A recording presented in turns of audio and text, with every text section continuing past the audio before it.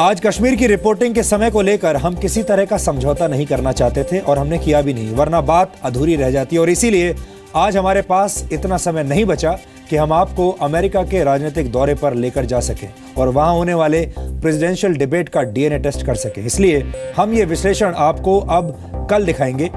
ये एक दिलचस्प विश्लेषण है जो आपको कहीं और देखने को नहीं मिलेगा। हम जानते हैं आपका समय बहुत कीमती है और इसीलिए हमारी हमेशा कोशिश रहती है कि आपके समय का निवेश हम बिल्कुल सही जगह पर करें। और डीएनए के अंत में आज के इतिहास पर नजर डालते हैं। 1907 में आज भारत के शहीद आजम भगत सिंह का जन्म हुआ था। देश की आजादी के लिए भगत सिंह का सर्वोच्च बलिदान आज भी हर भारतीय के दिल को देशभक्ति से भर देता है।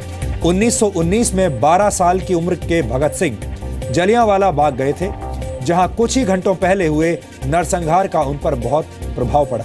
बलवंत, रंजीत और विद्रोही के नाम से कई अखबारों और पत्रिकाओं के लिए भगत सिंह ने लेख भी लिखे थे।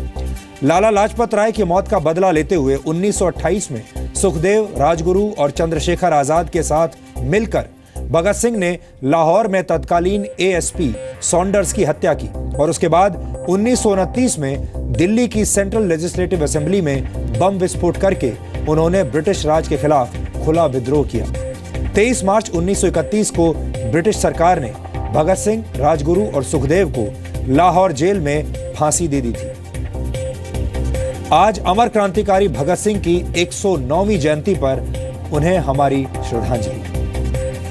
और आज भारत रत्न लता मंगेशकर का भी जन्मदिन है। 1929 में इंदौर में जन्मी लता मंगेशकर ने 7 दशकों में 36 से ज्यादा भाषाओं के गीतों में अपनी आवाज दी है। 27 जनवरी 1963 को लता मंगेशकर ने देशभक्ति के मशहूर गीत को अपनी आवाज दी थी और इस गीत के बोल थे, ऐ मेरे वतन के लोगों जरा आंख में भर लो पानी, जो शहीद हुए हैं उनकी जरा याद करो कुर्बानी। और इस गीत को सुनकर उस समारोह में मौजूद पंडित जवाहरलाल नेहरू की आंखों में आंसू आ गए थे। 1974 में the Guinness book of world records ने लता मंगेशकर को इतिहास की सबसे ज्यादा रिकॉर्डेड आर्टिस्ट का खिताब दिया था।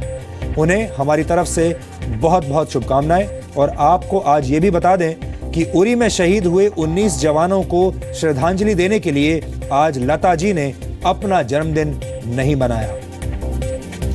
1928 में आज सर अलेक्जेंडर फ्लेमिंग ने लंदन के सेंट मैरी हॉस्पिटल में एक खास तरह के फंगस को अचानक अपनी लैब में खोजा था और रिसर्च करने पर उन्हें पता चला कि ये फंगस कई खतरनाक बैक्टीरियाज को खत्म करती है। ये फंगस ही पेनिसिलिन थी और इसी के साथ आधुनिक एंटीबायोटिक दवाओं की शुरुआत हुई थी।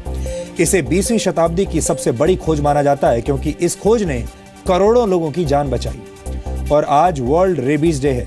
रेबीज एक गंभीर बीमारी है जो जानवरों के काटने से होती है और आपको जानकर हैरानी होगी कि रेबीज की वजह से पूरी दुनिया में हर 15 मिनट में एक व्यक्ति की मौत हो जाती है और इस बीमारी से मरने वाले हर 10 लोगों में से 4 बच्चे होते हैं।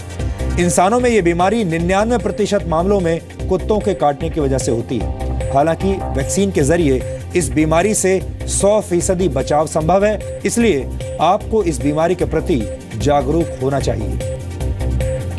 तो डीएनए में आज इतना ही। अब आपसे हमारी मुलाकात होगी कल रात 9 बजे, जब हम कुछ और नई और बड़ी खबरों का विश्लेषण करेंगे। तब तक के लिए नमस्कार।